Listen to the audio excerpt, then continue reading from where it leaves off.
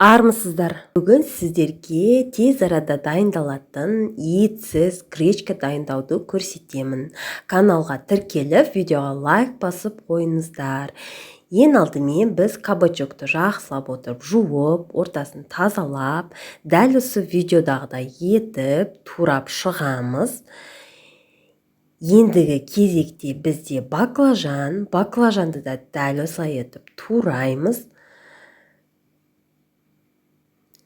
Рецепт міндетті түрде описанияда болады. Сол бойынша жасап көріңіздер. Міне баклажанды турап алдым. Ендігі кезекте бізде перецтерді де дәл видеодағыдай етіп тураймыз. Міне барлығын турап алдым.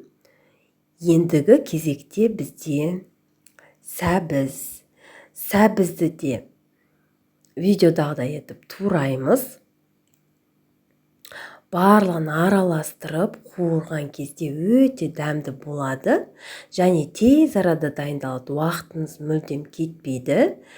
Міне енді чесногымызды да дәл осылай етіп ұсақ қып турап аламыз. Келесі кезекте бізде сарымсақ.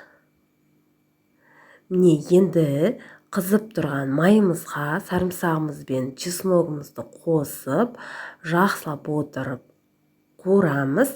Енді үстіне жаңағы туралған көкөністердің барлығын қосып, жақсылап отырып араластырып, үстіне тұз қосып, аздаған томат қосып қуырып аламыз.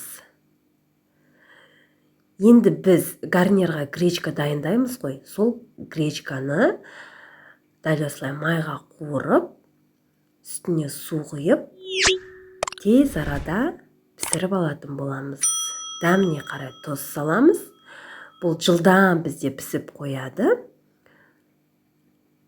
Уақытыңыз көп кетпейді бұл тамаққа. Сізде дәл осы рецептпен жасап көріңіз. Каналға міндетті түрде тіркеліңіз. Бізде жеңіл рецепттер өте көп. Ал видеоға лайк басып, осы тамақты істеп көріңіздер.